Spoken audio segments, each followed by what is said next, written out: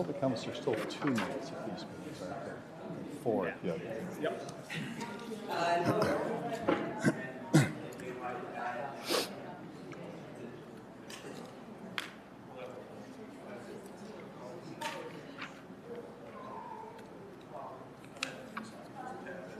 Ready.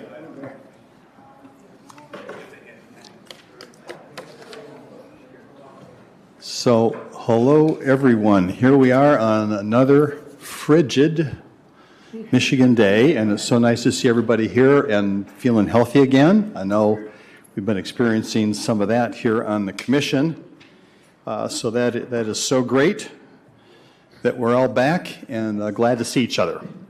So at this point, I'm going to officially call the Committee of the Whole for the Kalamazoo City Commission to order for Monday, February 17th, 2025. Clerk Borling, please call the roll. Commissioner Cooney. Present. Commissioner Decker. Present. Commissioner Hoffman. Present. Commissioner Pradel. Present. Commissioner Wilson. Present. Vice Mayor Hess. Present. Mayor Anderson. Here. Thank you, Clerk Borling. Next, Communications, Manager Ritzma. Nothing, Your Honor. All right, thank you so much. Now is an opportunity for public comments for our Committee of the Whole meeting. Just a reminder, there's a 2-minute public comment period at the Committee of the Whole. There will also be an opportunity for public comments at our regular business meeting that starts at 7. Yes, please come forward. Thank you. Good evening. My name is Kurt Artema, and I am a City of Kalamazoo resident. I live at 1451 West Maple Street, and I am here this evening to provide support for some of the initiatives underway from the development staff. I work with a company called AVB. We are a Kalamazoo County-based real estate development firm. We have been doing work in this region for over 40 years. I've been with the firm for over 17 years now, and recent projects that we've worked on in the city of Kalamazoo include the 400 Rose project, which is where Factory Coffee, their downtown location, is located, as well as the second building at 400 Rose. There's 236 apartments there. We've been working on several other projects in the city, and I've enjoyed working through the process with development staff, in particular led by an initiative of having an open dialogue at the Committee of the Whole meeting, kind of explaining the project, sharing the project, and also having very succinct points of communication with staff as well. And we're excited to see some of these initiatives underway coming forward, and underway and coming forward from a change standpoint to just streamline the process. We know housing is critical. We're trying to continue to reinvigorate our downtown core. It's critical for the community and the region as a whole. So for those types of projects to happen, just in doing this for many, many years now, we are, again, in support of trying to figure out a way to have the development community come forward to City Commission, to city staff, and have a project and a vision that's able to be taken from those early stages to completion relatively smoothly, and we hope that those projects can continue. So thank you for your time. Thank you very much. Is there anyone else who wants to provide a public comment for this meeting? Seeing no one, then Manager Ritzma, we are delving into the work of the evening. Yes, thank you, Your Honor. We have a presentation this evening on the development process and an update on how that process works. And I've got Jamie McCarthy, our Sustainable Development Coordinator, PJ Thuringer, our Economic Development Supervisor, and Bobby Durkee, our Assistant City Planner. So I'm going to turn it over to whoever comes to the mic first.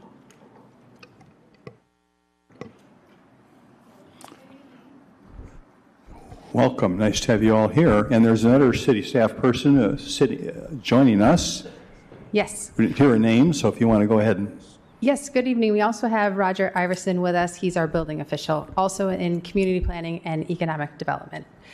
So I have the whole team with us here. I'm going to get us started. Thank you, Mayor, Vice Mayor, Commissioners, for having us this afternoon. We're very excited to bring you some updates to our development process that are starting now. Each of us is going to come up and talk about the different parts of the development process that we're involved in. explaining both the process and then the new changes that are coming about in 2025. So to get us kicked off, the things that we're going to be talking about this afternoon, we're going to really start talking about the development process to give you a sense of what that involves here at the City of Kalamazoo, and talk about some of the challenges that we heard about both internally from our own staff and the folks who run this process and help our applicants through the process, and also from those external stakeholders, those applicants, the people who are working through this process. We're going to talk about those challenges, things that we heard, that we listened to, and then some of the opportunities that we're working on in 2025. We're going to talk about 3 stages to development, these sort of distinct stages. They're part of a process that we know our applicants go through, but we've kind of given them names or labels. We've given them steps, and there are staff now tied to them and applications tied to them, and the website kind of walks an applicant through them. We feel like if we name them and help, it'll help applicants get through each of those stages. So we'll introduce those this evening and share how we've been starting to roll those out to the public as well. And then third, we're going to talk about the opportunities that we saw for improvement in changing our development process, what we did at the end of last year and what we're rolling out now, and the changes that our applicants and the development community is going to see in 2025. So just to get us all kind of grounded in the development process here in Kalamazoo, what does that include and what does that look like in community planning and economic development? And this is really a comprehensive process, but what we're talking about is the city's role in the review and approval of a project plan, anything that has to do with development or redevelopment of real estate, right? Buildings, vacant property, that requires the city's review.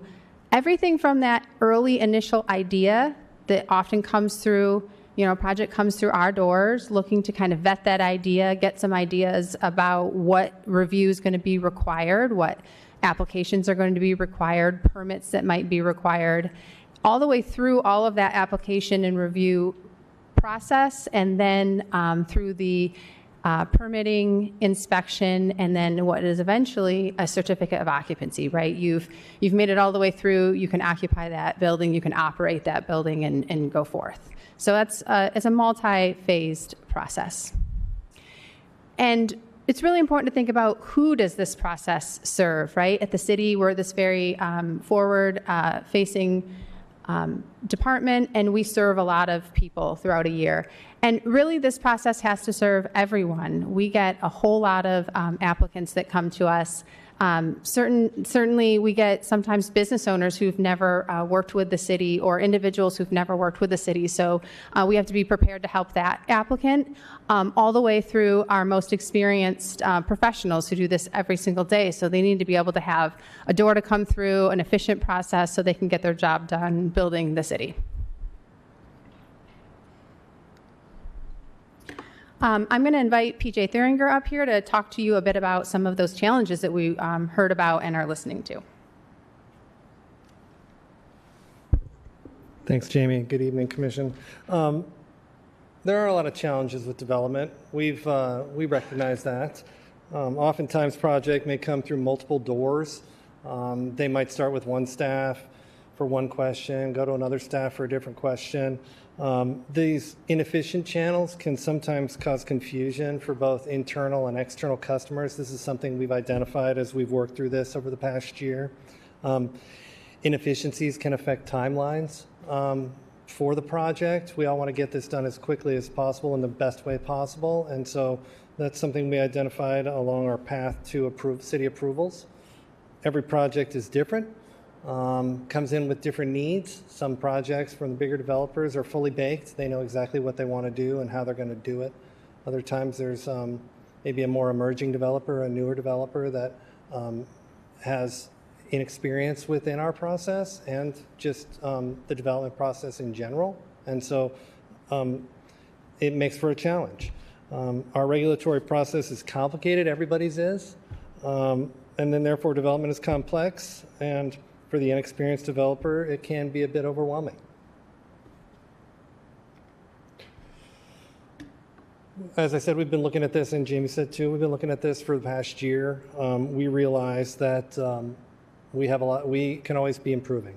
Continuous improvement is kind of something we've been talking about internally. We want to get better. We want to give better customer service to our developers and our city. We've shifted around some staff to be a little bit more customer service focused. We've revised or changed our policy to better serve the client. So we are hearing what is being said to us. We are taking that under advisement and acting accordingly.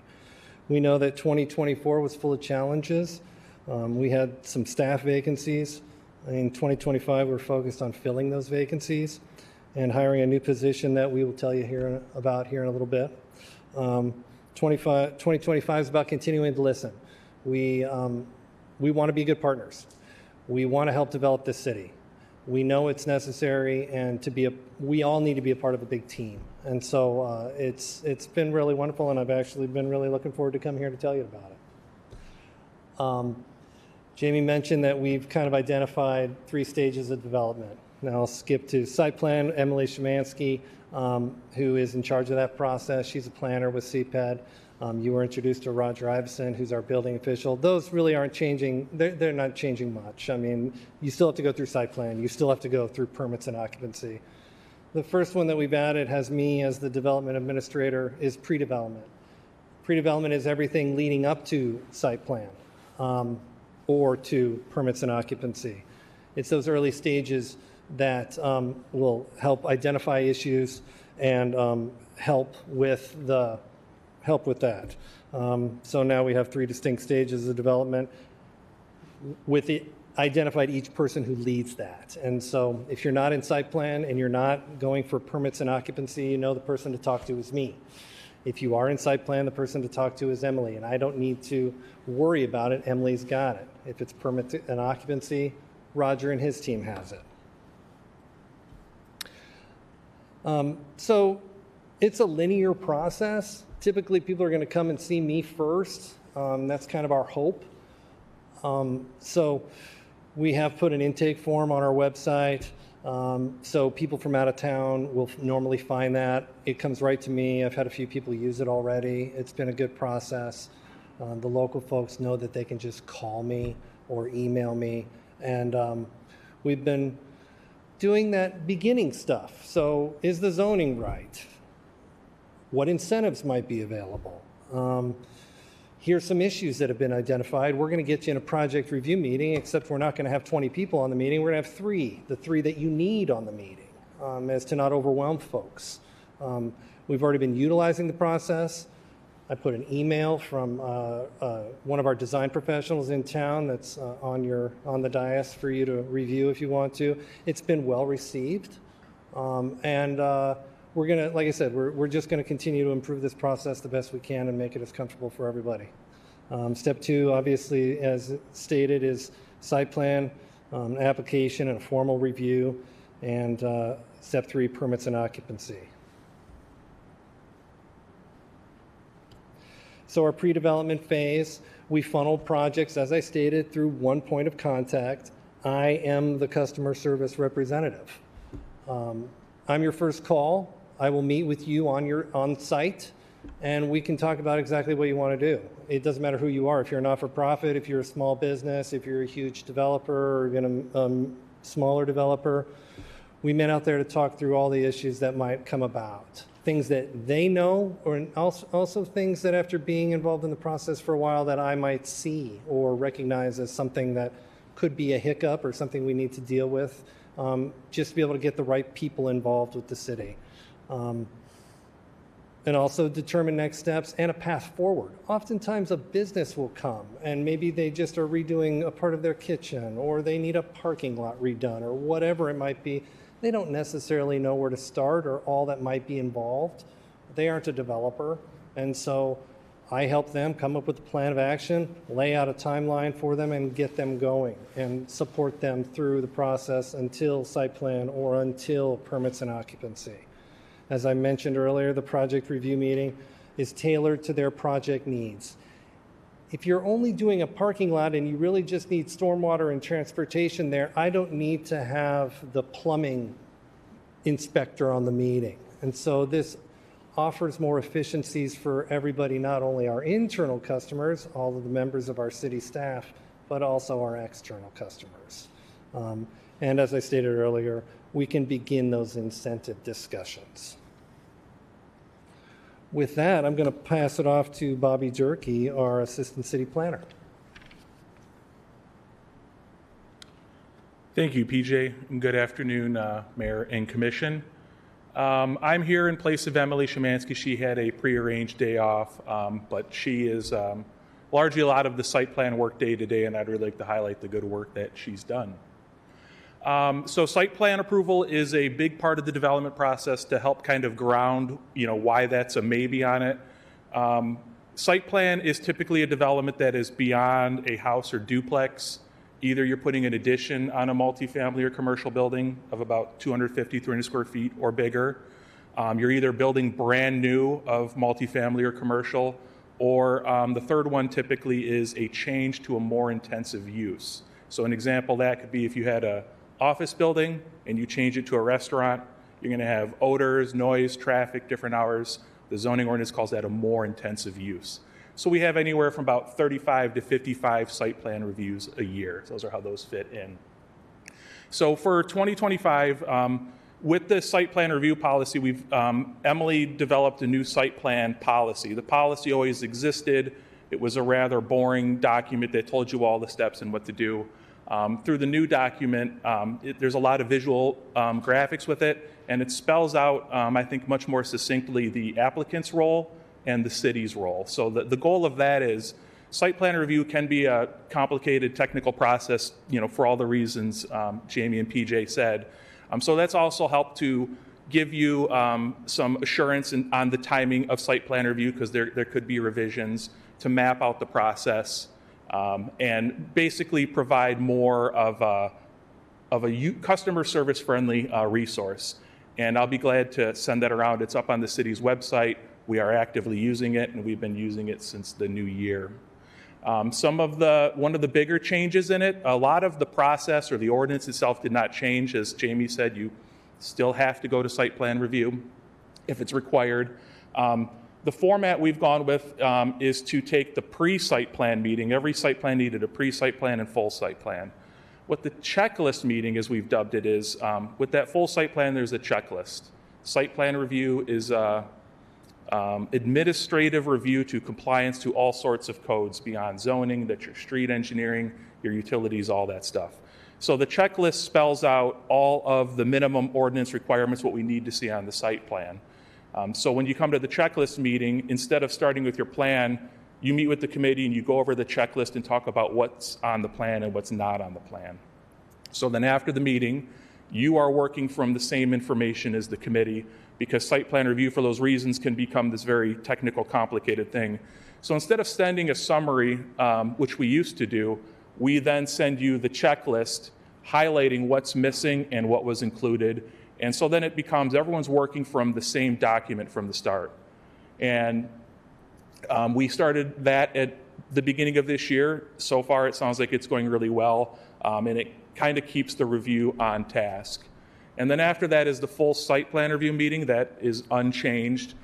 That is where you have all of your final documents together in a row and you turn it in for review.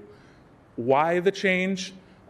There was, with the pre-site plan review, if an applicant came in with a light plan and then you were getting a review that the committee looked at for a week beforehand.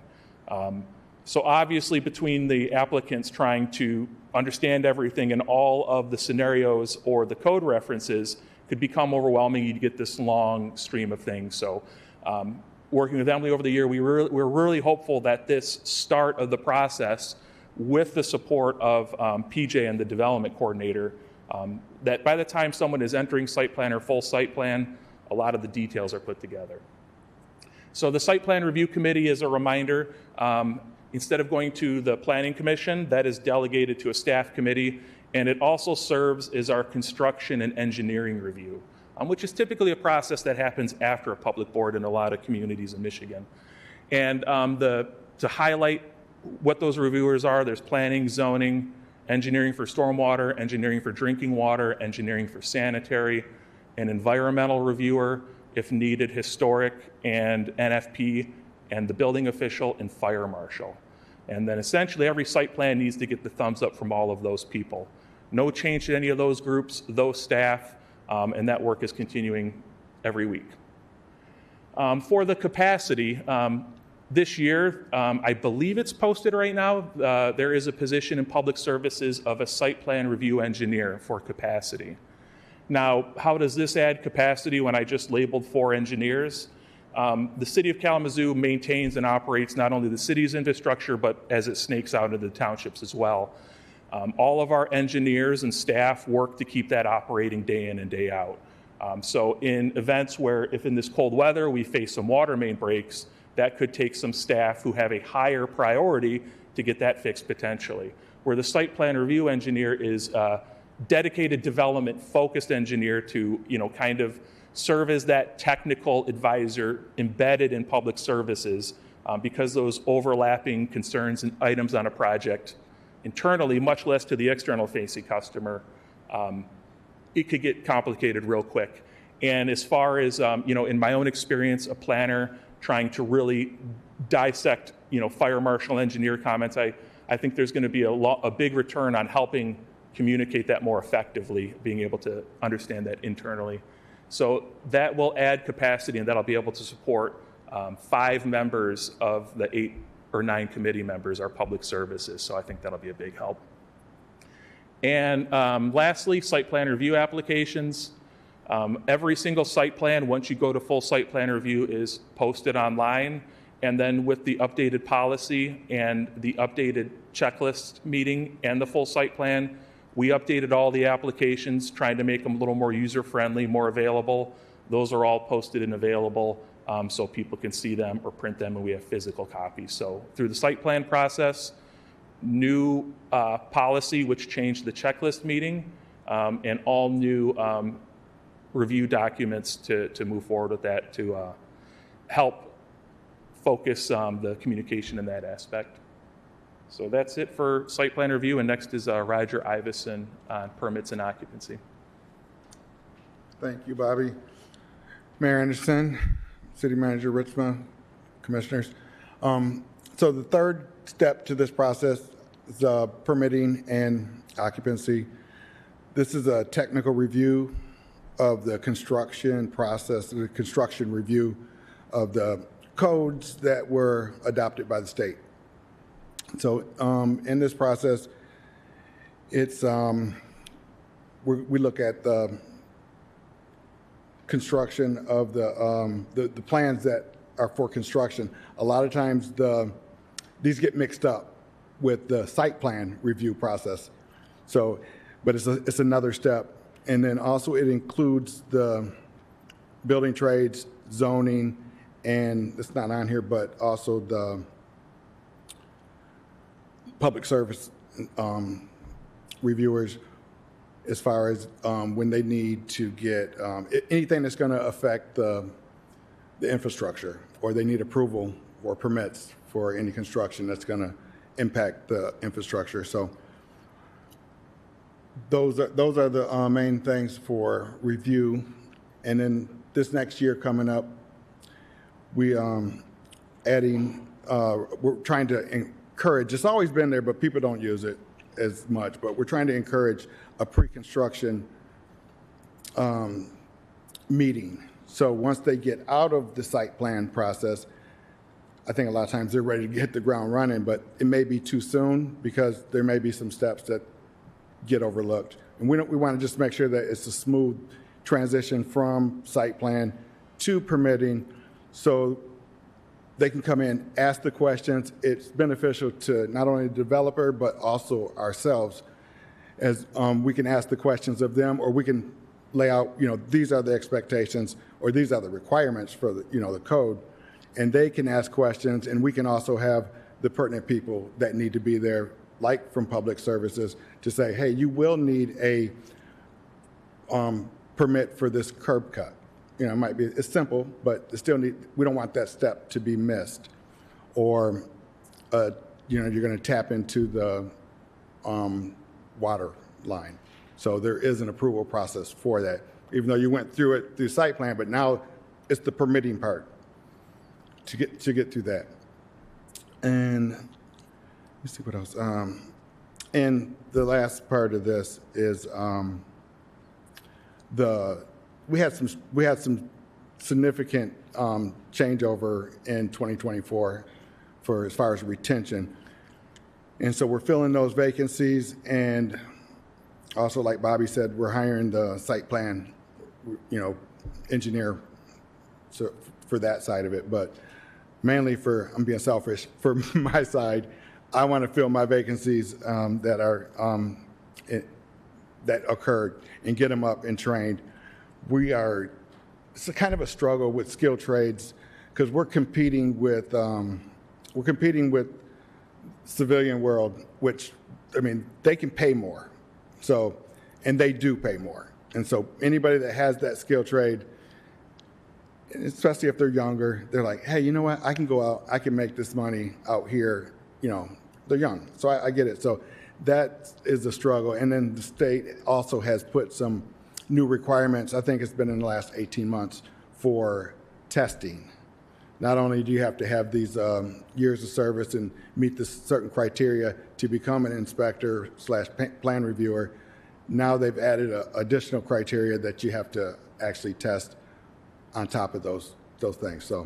So that getting them up and trained is a longer process, but that's pretty much in a nutshell. So a lot hasn't changed, but we're trying to provide a better service. So if shrink that timeline from when they call for an inspection and actually get the inspection, it needs to be significantly reduced from what we were providing last year, specifically for like electrical. And we're hiring a mechanical inspector this year, so that should help. So we're bolstering our staff. So I think that will benefit the community and the applicants. So. I don't know who's next, but I'll give it back to. And thank you. Thank you. Okay, I'm going to wrap it up here and then open it up for questions and let anyone come up here to answer those. I just wanted to summarize some activities we have looking forward. I will mention, I don't think any of us had already covered this. We started out the beginning of the year by offering an in-person session where we introduced all of these changes to our development community. So we invited, and we had a pretty big group here in the building in January. Those who had applied to site plan over the last few years, those that we interact with pretty regularly or who come into our office pretty regularly, and gave a very similar presentation, let them know what things they were going to be seeing differently, that they were going to be seeing this checklist meeting and how that was going to be run a little bit differently and how they could expect that resource to be changing. We introduced PJ and his new role and how to get in touch with him and how to get your project in that queue and the services that we were offering through the pre-development phase of development. And then we also offered a webinar with the same exact information. We recorded that, and that will be up on the website. We did that earlier this month. And so we're going to have a lot of those resources online as well. When we had that meeting, we also opened up and offered the opportunity for our development partners to meet with us one-on-one, and PJ's been setting those meetings up just as a feedback opportunity to have that really one-on-one time to give us some honest feedback about what's working, what isn't, what are some of the pain points, where have you had good experiences elsewhere, how might you suggest we consider changes in the future. And our plan is to really keep that line of communication open. We feel like that's just really important in the size of the city we are in Kalamazoo to continue to have those kind of conversations. And I think we're going to get a lot of feedback on how the changes we've made, are they working? Are we moving in the right direction? What other changes do we need to consider in the future as well? We also had a lot of good ideas, I think, generated in our in-person session. I think we're going to continue to consider having that meeting at least once a year to convene together. Our site plan review process since COVID moved to an online format for the most part. And that works really well when you're looking at a bunch of large documents. Everyone can see them on the screen. However, it was really nice to have this opportunity for everyone to convene in person. And some ideas that generated were around additional training on some of the topics that one would encounter when you're going through our development process. For instance, for those of you that work really closely in whether it's stormwater management and have to work with some of our stormwater regulations that come from the state, do we have the ability to offer specialized training in that and how to use and apply our particular ordinance or regulations? And we talked about and heard a lot of different topics that we as a city could offer as future trainings in person or online. And so we're going to take a look at that and start trying to roll out some of those and have those posted on the website as well. And then, as Bobby mentioned, we have the posting open now for hiring our site plan review engineer. And so we're excited about getting those positions onboarded and getting these new changes up and running for 2025. So with that, we are open for any questions that you might have. Thank you so much. I appreciate all of you coming this evening. Questions, commissioners? Yes, Commissioner Hoffman. Thank you, Mayor. Thank you all for being here. I have a couple of questions. What do you anticipate the time frame with this new process for a development? Like, is this going to streamline and lessen that time frame?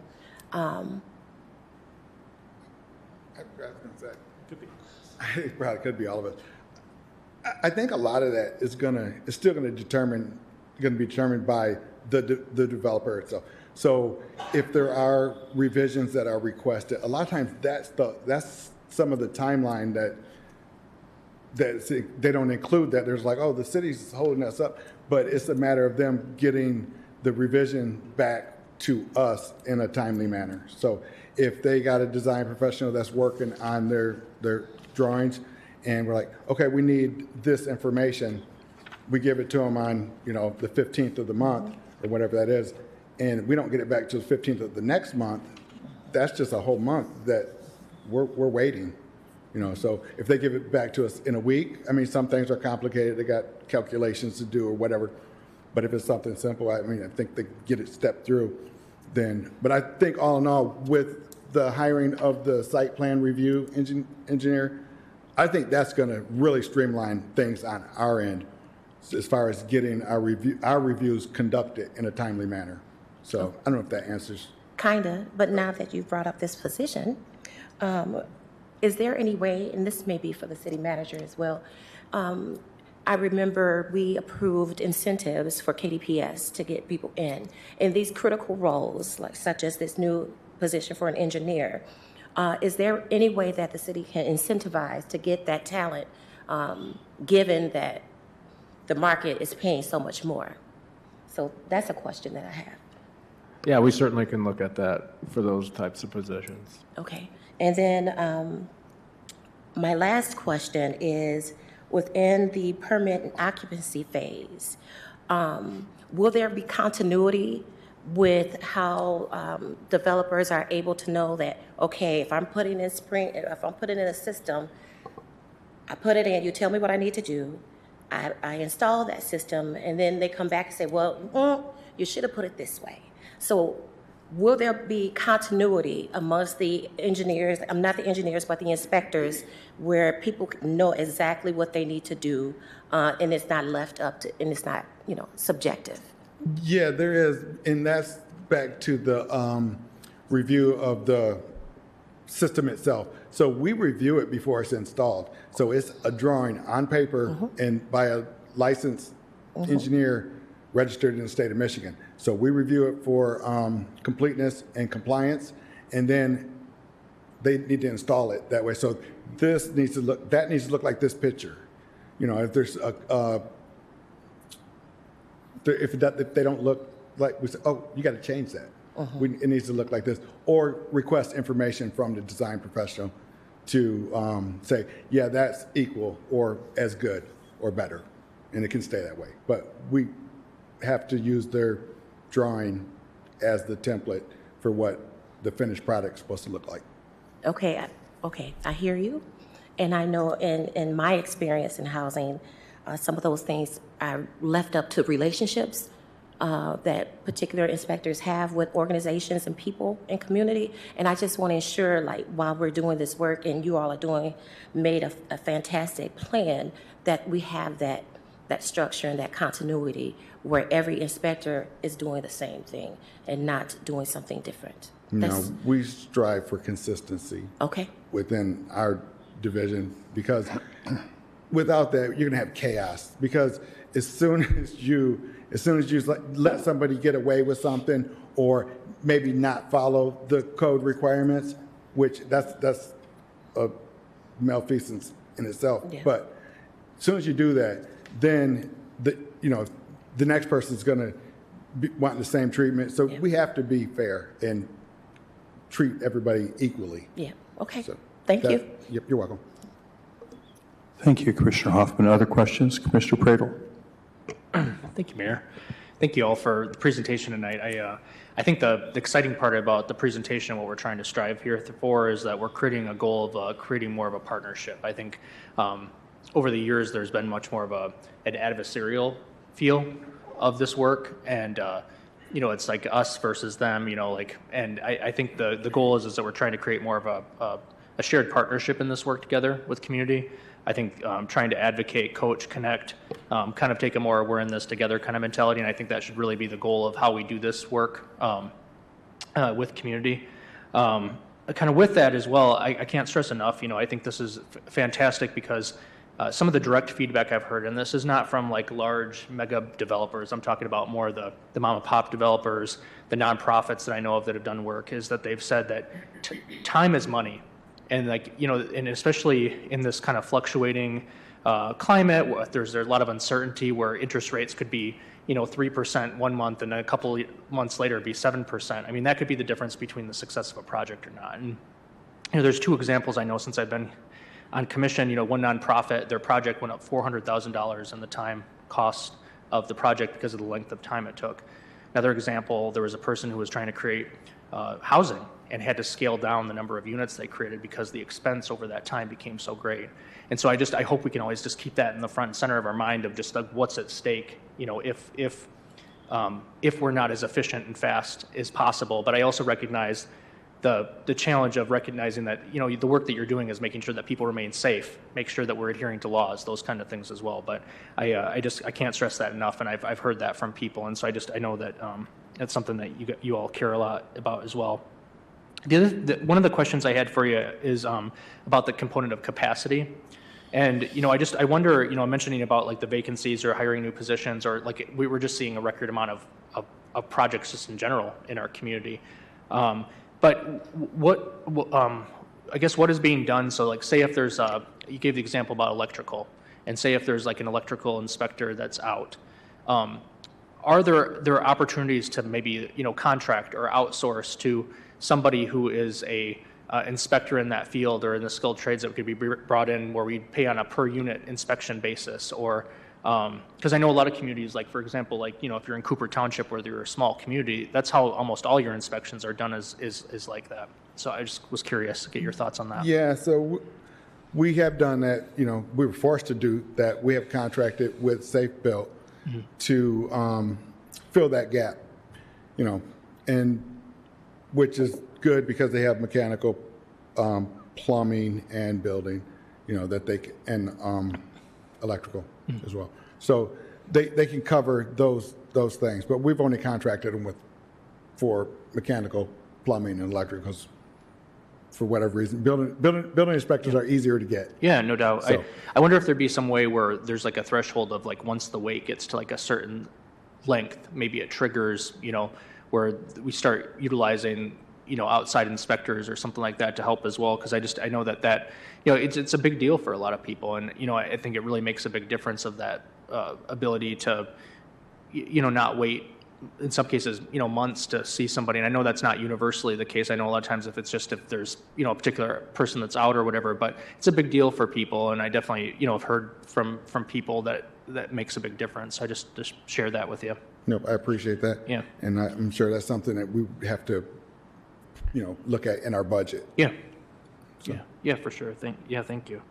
The other thing as well is I wondered if there's been any thoughts at all about just having a focus group of a wide range of developers, just on a periodic basis to just kind of gut check in and see, what their experiences were like, more than just like a survey or something, but just having, maybe if it's just taking a group of 6 or 8 people out to lunch who've gone through the process in the last year or two of different sizes and a scope of work.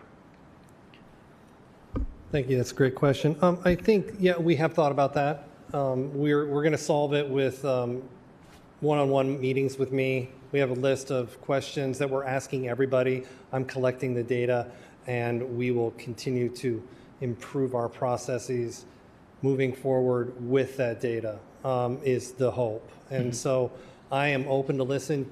Anybody, have them get a hold of me if they want to chat about any of it. And so that's how we're going about it right now. Our plan is to have continue the conversation, have another meeting with developers next January as well to see what changes might roll out. But that one-on-one, rather than it just seemed like the best way to go about it. Yeah. And so that's the way we're planning on doing it. Yeah, absolutely. Yeah, I could see that. Yeah, it's just so that feedback is getting channeled and, It is. It's being channeled. Cool. And it's being documented, and I'm making a spreadsheet and everything. Cool. Great. And then, Bobby, I just have one last question for you as well. This was a question that came up in the Planning Commission meeting, I think last week, but I thought it was kind of interesting nonetheless. I had noticed that there seems to be less coming to the Planning Commission. And I was curious if you wouldn't mind just sharing maybe some theories with the team here so they get to hear that as well about, why do you think that is? What's going on that might be causing less to come to the Planning Commission? Sure. I'm glad you said theories because I have not researched it yet. But I do suspect if you've listened to any of the presentations from Christina or myself in the last 5 years, I have my theory. So I'll start it with real quickly. I've been to the city 12 years. We've done a lot of the zoning reform through Imagine Kalamazoo 2025. I'll spare the details of that. However, our zoning code before that, I described a lot of Kalamazoo is an old city. Half of our city was built before automobiles were on the road, and then we annexed a bunch of land, and we have a bunch of city built for automobile. In 1954, when the ordinance was rewritten, after the war to restart it, that was a time of a lot of incentives for suburban development and a lot of codes designed to facilitate that type of development. That's a long story. A long-winded way of saying I believe our zoning code was effective for a more suburban environment for many, many years, where you could look at items such as the former riverfront overlay, which was an attempt to work with the pre-auto form of the city. So what happened there was a goal was to reduce the number of variance requests, reduce the number of board visits, make the ordinance more workable for the community. So part of that is through development. If you could administratively approve it or be able to handle the items which could be a concern administratively, had a way to effectively do it without a board meeting, because board meetings are timed 30 to 60 days, more than one visit. We used to have a DDRC, more special use permit requirements. In our current code, the live work and a lot of the form codes bakes in a lot of those adversarial bodies into the code. So if you line it up, you're going to get that building looks a certain way, but that's also targeted to the geography of the city. You'll notice a lot of our nodes, our downtown zoning, and the live work is often downtown or Oakwood or kind of down some of our older transit corridors like Burdick. So what happened there was the way it was done before, you would literally paint a broad brush. So the example of South Burdick, you take Burdick out of downtown, you see house, store, all sorts of things. The way it was before was a CN1 district, which is a light commercial district. So it means you could do some commercial. And that went down 1.5 miles, and it included some lots off to the side, and that stayed that way on the map a long time. So the zoning that was approved in 2023 was a lot of the close triage of that. So if you look at Burdick, that's all live work on Burdick, and if it was residential on the side, they were rezoned to residential. What that does is when you go to sell your house, you're not running into a hiccup because it's commercial or asking for a rezoning. Or if you're on Burdick, you have house, store, mixed use. Well, CN1 zoning, maybe one of those would be allowed by right. So where today in live work, the live, work, and the form cares less how you use it, but cares more about how it looks. And let me be clear, there is very ample provisions on existing sites. So you could also move into an existing building that does not meet the form standards and not trigger some change. So that's a long way of saying, I think a lot of the work through Imagine Kalamazoo I know a lot of the work in Imagine Kalamazoo 2025 was to try and do that deep triage work to adjust the ordinance. And I think between a lot of the zoning experience between Pete Eldridge and myself, and then all of the work, we were able to get into that, maybe in the nitty-gritty details nobody would know about. But I do think effectively, I think we have hit a point where you could have an idea at a location, and that idea works more often than it used to under former codes. That's cool. Yeah, well, thank you. Appreciate that. Thank you for all your presentation and work. Thank you, Commissioner Priddle. Other questions? Vice Mayor Hess. Sure. Just a few things. So maybe Jamie or PJ, where are we seeing the most development? Or is it generally throughout the city? Where is development happening most? That's a good question. I would say it seems to be all over. There seems to be a higher amount in and around downtown and kind of, with that new building on South Rose. Mm-hmm. But we also have, with the infill housing, so we have scattered residential. We have new residential construction still going in off of Arboretum. We had a large new senior housing in Millwood. We have more senior housing coming out in Westwood. And then even on Stadium Drive, we have reuses of spaces. And on the east side, we have a new mixed-use building. And on the north side, we now have everything going on the river right there. So I think in a lot of ways, and even you could look at the industrial side, the graphic packaging or the city's own waste plant expansions going on. So it seems to be broad and generally, at least across the city, at least what's underway. Awesome and wonderfully balanced. Do you actively recruit developers or just wait for them to find you on the website? We've not done like a request for qualifications for developers in a while or a request for proposals. I think we want to support our local developers as much as we can and do. We work with a number of developers often. I'd say recruitment might be a strong word, but it's that support on the pre-development side that really can help bolster that and let them maybe cut their teeth and get on to that next project is what our hope is. I would point it to Jamie or Bobby. Yeah. I was going to mention that the city is part of the Redevelopment Ready Communities program through the Michigan Economic Development Corporation. And so throughout the last few years, we have had opportunities to advertise through that program as, open for development and having redevelopment sites available. And that the Brownfield Redevelopment Authority in particular is where maybe more of my lens is focused.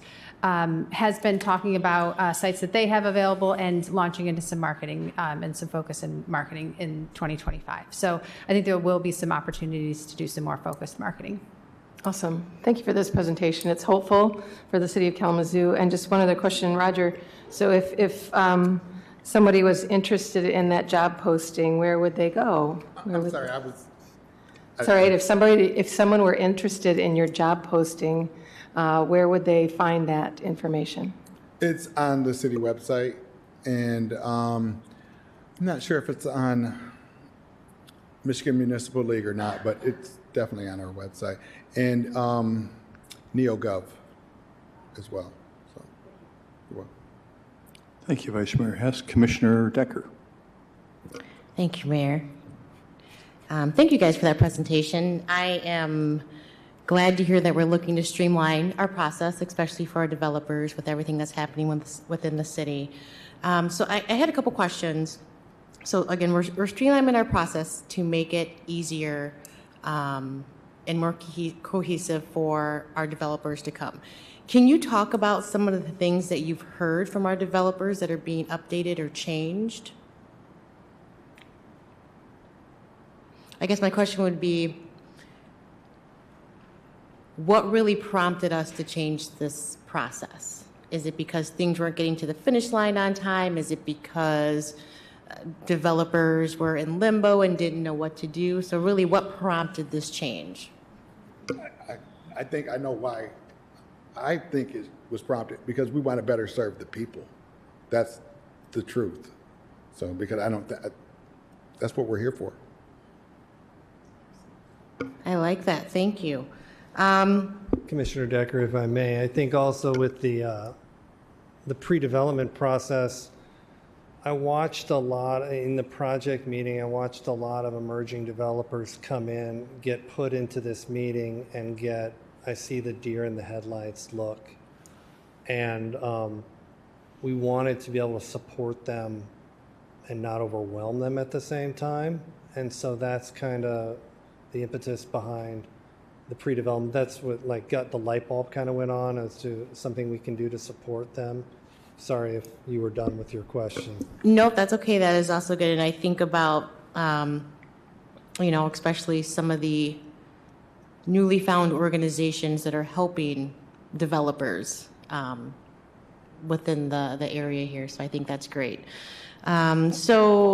This has been in process, and you guys said that you had meetings with individuals and developers, that you've worked with the city for many, many years. So you have a developer that, say, has a project that's going right now. How do we incorporate them now into this process? Have we figured out, if they're at the site plan review, now they are probably already been dealing with Emily, or, are they also required to start with this checklist also? So you guys are going with them, okay, you may be here, but here's the checklist that we've been doing. Let's just make sure that everything is marked off. Great question. Site plan can be a very administrative and boring process, and we have that question covered. So the new year was the start of the checklist meeting. So if you applied for pre-site plan on December 31st, you had a pre-site plan meeting. Any application received after that was a checklist meeting. So the checklist just started at the checklist, so it wouldn't make a difference. It doesn't change your application. You would still keep going on the same path, where the paper might have changed, but the process is a little bit different in that the meeting isn't, I think under the old format, that deer in the headlight would be, you could focus on ordinance, but how do you know it was ordinance? How did staff know it was ordinance? Where the checklist, there's no, it's very easy to take away from that. Hey, they said that, but how do I know if that's real? So that it's set up that way. So, and even there was a couple of meetings where we put our toe in the water and had a checklist meeting just to see how it worked out. Okay, thank you. Can I add something to that that might help? This is my experience because it's new to us as well, the checklist meeting. So the difference that I see in it is because a lot of times we're in the meeting and then it's like, well, one of the reviewers say, well, I would like to see this. And there's no code. In the checklist, we're referencing code. So instead of us having a wish list, oh, it'd be nice if you did this, it's like, is it a wish or is it a requirement? So I think it takes that ambiguity out of it and it lays out, this is what the code. So that's what I think the major difference that I've seen. So they know directly and specifically what you're referencing. Well, thank you for that. And then I will add another question to this then. When you talk about this is in the code, as developers are coming and we're checking this off and it's in the code, are we reviewing those codes as we're seeing them to make sure that they are still up to date and serve the purpose for what they were created for when they would have been created? Yes, either a code or a ordinance, so yeah, they're current. Well, yeah, well, my question is that, so all the codes are current, so they've been reviewed within the last how many years? It's the code that's been adopted. I don't know, maybe I'm missing. Okay.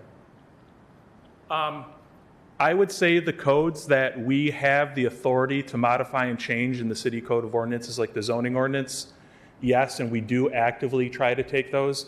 The nuance of site plan review is it is in the zoning code, a zoning review process. But I think what Roger was alluding to is the building code is from the state of Michigan. Our stormwater ordinance comes from the state and the feds. Your water and sanitary comes from a 10-state standard. The fire marshal has an international fire code. So that becomes our ability to modify the code is limited. We could advocate at the state level, but there is a lot of codes within that process that are completely 100% out of the city's impact to make a decision on. Okay, thank you. Yes, because I also had on here, again, we just had our zoning updates done, as you said, in 2023. With what you guys do and seeing things coming down the pipeline, do you think we're going to have to update anything anytime soon within the zoning codes? Again. Yes, the zoning code, I do know for sure because we are currently split between two zoning ordinances because as we've created these new zones, we've rewritten it, and we wrote it in the format of the ordinance. The original one is in an appendix. So as part of making that more easily to found, it's baked into the code. So I would say, I would estimate, I can't speculate on if it's 1 to 3 years, but between the remaining sections and the residential zoning, those amendments would change. I would expect by summer of this year. There's a lot of administrative code in the zoning ordinance. I'm going to be bringing an amendment forward to essentially shift it over to 50. So it's not a complete rewrite, but we, as part of that, looking at it, what's working, because the ordinance underpins a lot of the site plan policy and process. So, but I've already have an idea of how to make sure that lines up really good with everything we're talking about. So, yeah, so it'll all be in Chapter 50, and you will see more zoning ordinance updates. Some of the big ones, I would say, coming forward in the next year or two. And then after that, we should be done for a while on anything major. Awesome. Thank you for that. And then another thing, so we always talk about timelines, and we talk about, as Commissioner Prado said, you know, it can be time is money. It can be, you know, a project can explode substantially when it comes to funding and dollars. So is there a timetable? And I know sometimes when developers have to take their stuff back and have architects and engineers look at certain things like that, and we always want development to happen when it's needed in the city. And I guess my question is there a time frame that we put on the developers to have things into us? And then do we as a city have a time frame for when we have to get back to them on specific things, i.e. not, you know, sending a letter a week before they have to get everything done? Do we give the developers and individuals, small, big, large, profit, not-for-profit, the adequate amount of time to make sure that they can get these things done before a deadline?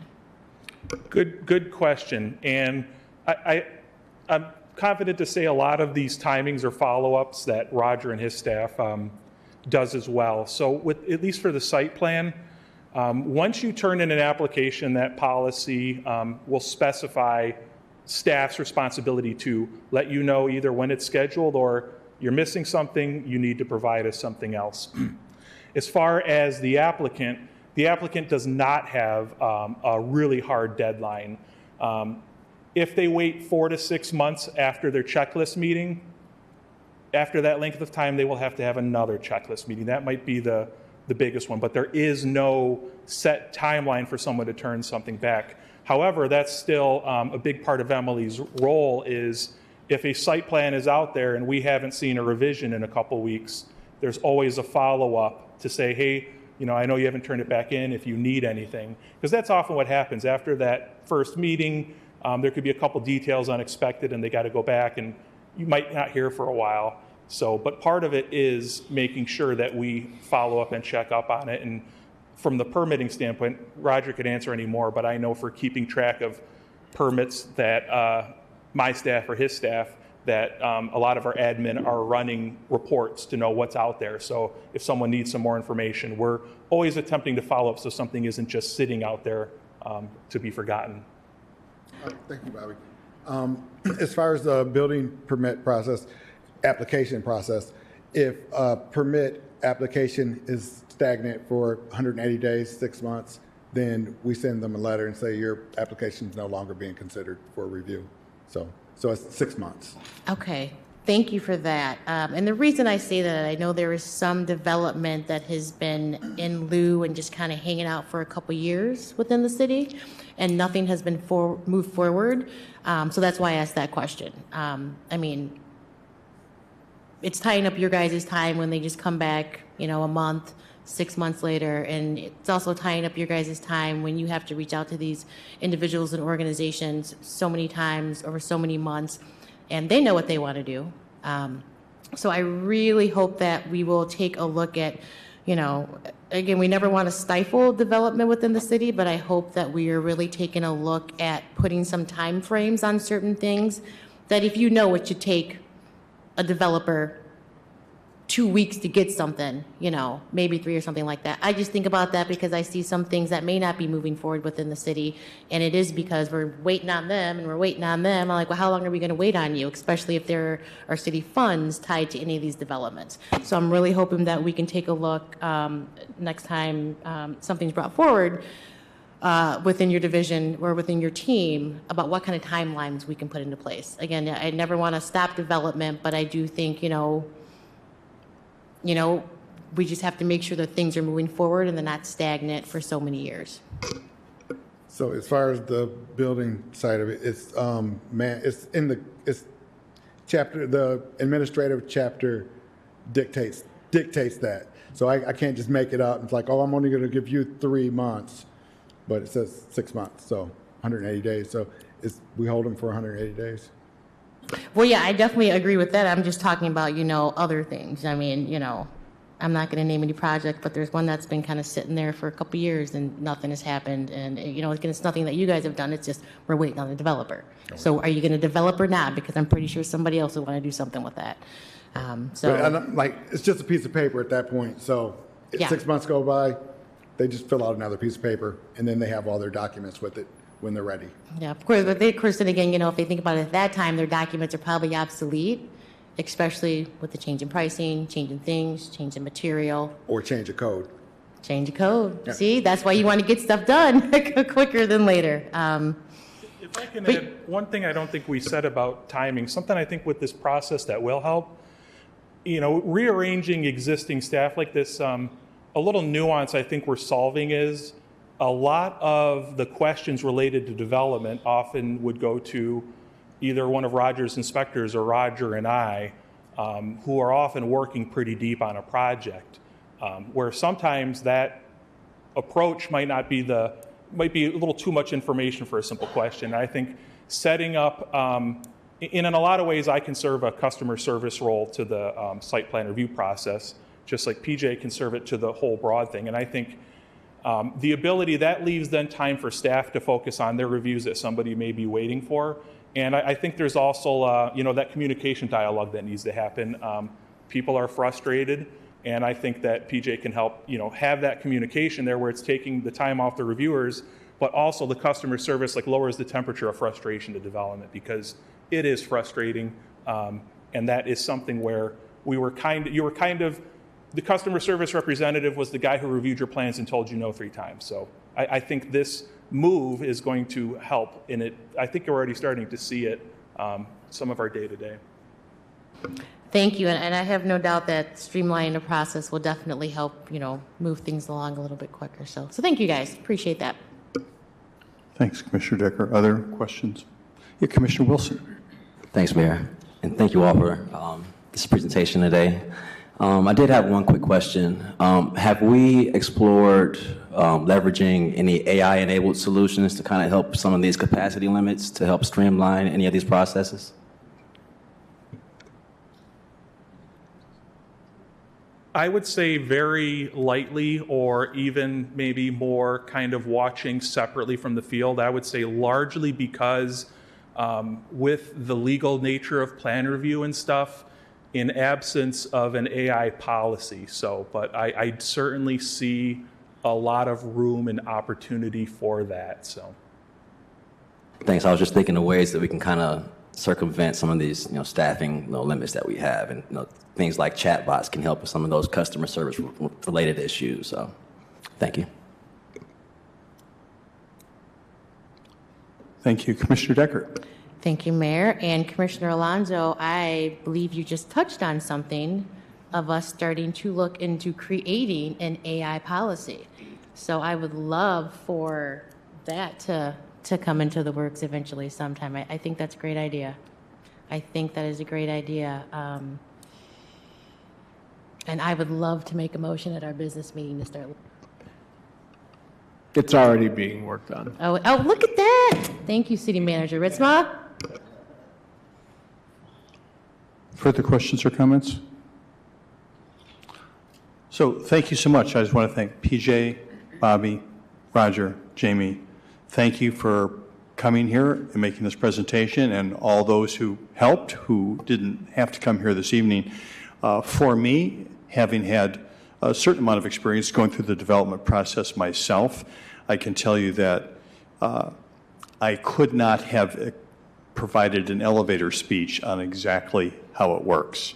And so I really appreciate that you are taking a chance to get your head above water a little bit, because I know it's always a very busy time, and to just look at how things are working and to try to figure out how to improve it. And also, I think sometimes the toughest part about that work, because you can't, when you're in the trenches, and it can feel a little bit, along the line of, hearing complaints from developers and a bunker mentality, but listening, trying to engage that feedback and be more responsive, and maybe move into a direction that feels not just being regulators, but also being facilitators, because we certainly do want, we need development in the city in a whole variety of arenas, and we want to be supportive of that. So I just want to say thank you to every one of you. Yes, Roger. So Commissioner Prado said something earlier about as far as getting feedback, and maybe something we could do. We did it with housing, with landlords. Bobby was part of that as well. But we got a group of landlords together, and we used, Lean Six Sigma is what, we used that approach. And I don't know if it got better. Was that one of your complaints? Were they from landlords or were they from contractors? They were from developers. Developers, Yes. okay. So, and my thought, I think things got better because we got to get their feedback. And maybe we could do the same thing with developers.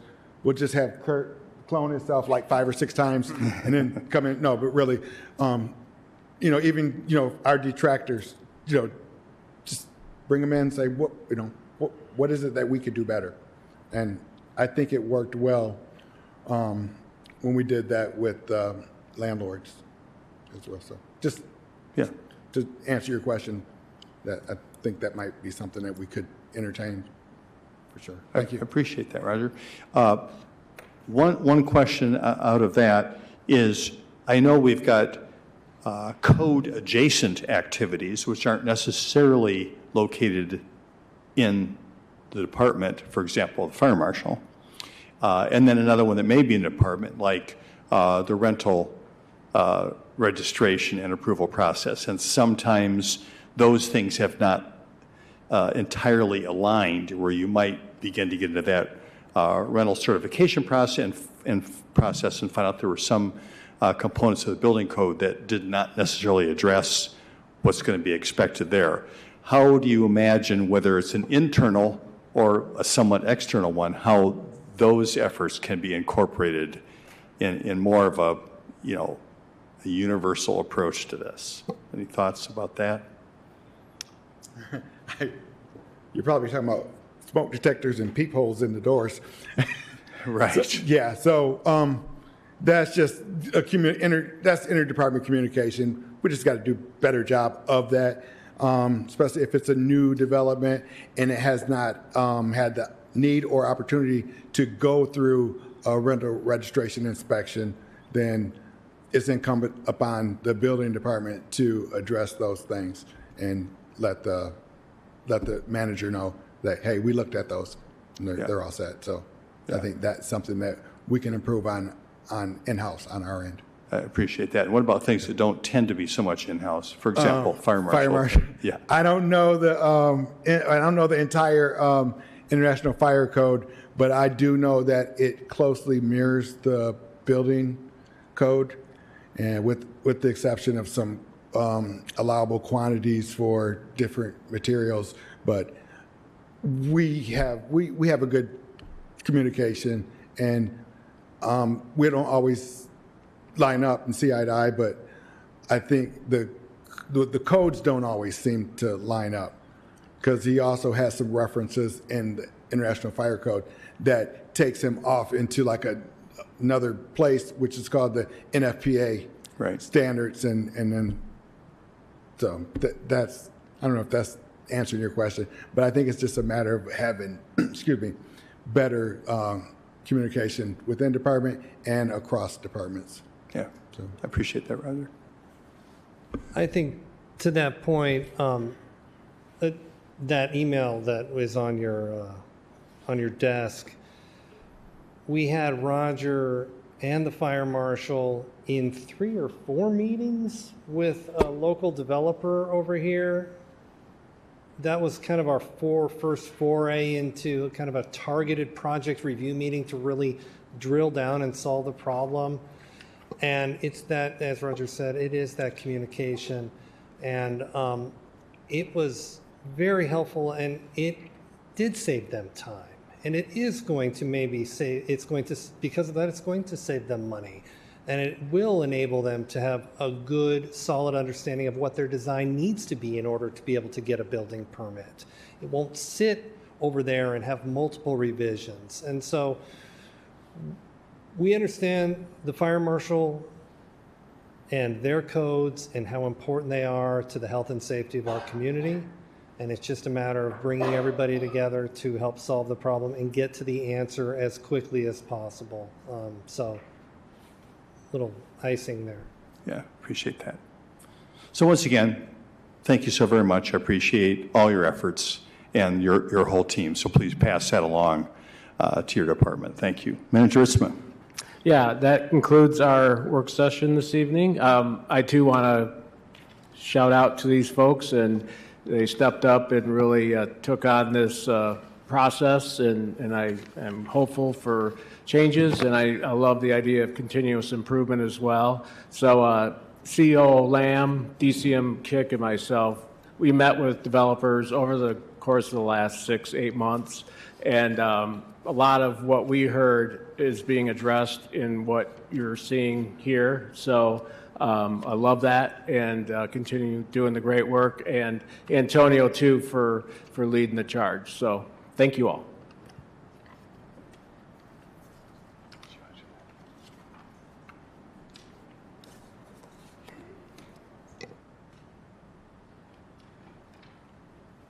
Anything else for the good of the effort here? Okay.